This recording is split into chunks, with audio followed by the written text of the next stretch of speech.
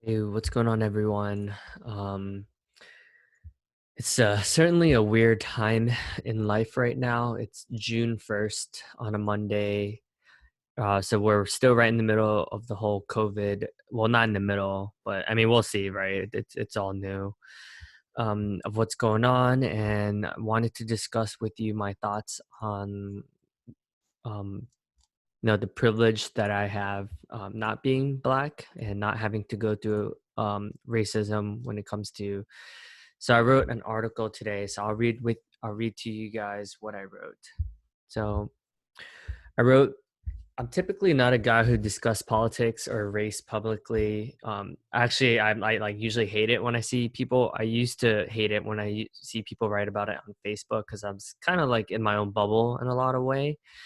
So I wrote, I'm privileged that I could run around the neighborhood without being shot. I'm privileged that when I walk around a grocery store, security guards do not profile me and follow me around. I'm fortunate enough that people do not have to hold their purses tighter when I'm near them. These are some of the experiences that my friends have shared with me. I have a friend named Melvin who lives in Philly who was very open about talking about how he feels the tension in the air when he walks around people, especially in the middle of the night. And he has like a pretty dark complexion, so I'm so glad that he's able to be vulnerable, and I've created a space where he can share with me a lot of these things because I know it's not always easy. Um, and I would say the one reason why I never would speak about these types of things is just I think just being ignorant of it in general. I think we all have our own things to worry about, and humans are innately the fight or flight mode is strong within us because of hundreds of thousands of years of programming. And yeah, honestly, I was fighting for more of stuff that's more relevant to me, right? Like the stuff that Asians have to go through, right? With starting with building the railroad, and more recently with the xenophobia, with the president calling it the Chinese virus.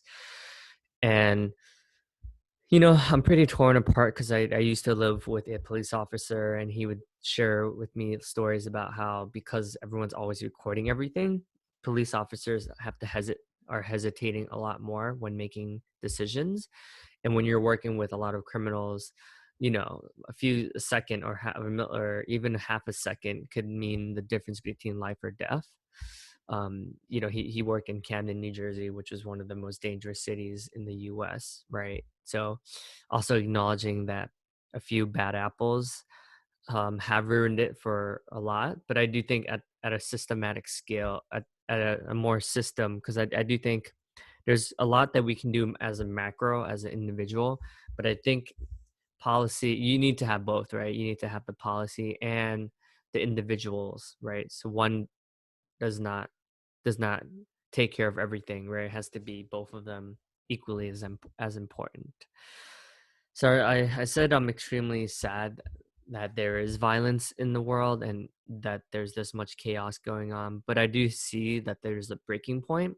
Similar for me, when I hold something in, one day I'll just explode and just be like cursing people off and just not being myself, right? So, when you do get all this with everything that's going on and all these instances of just how white cops can just get away with everything. It seems like it's almost no surprise that there's all these protests and riots. I would be too, honestly, like if that has happened to like a lot of Asians, right? I mean, we tend to be more passive, which I don't necessarily think it's a good thing. I think it's good to speak up.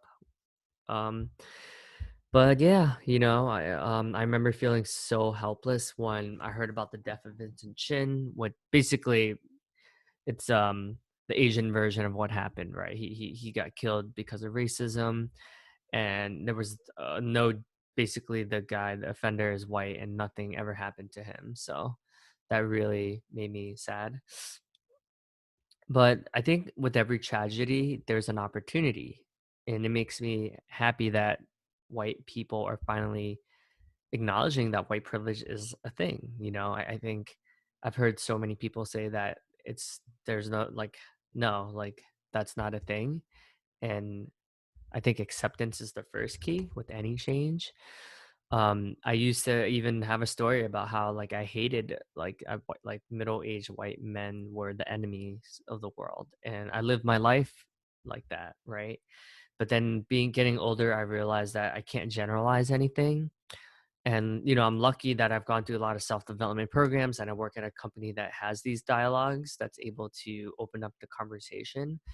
And I have heard so many sad stories about a lot of my friends talking about the racism. So it's been something that it's been top of mind, and just wanted to open up this conversation. Would love to hear your thoughts. And yeah, thanks for listening to me. It's a way to process emotions, and let me know if any of you guys agree or anything.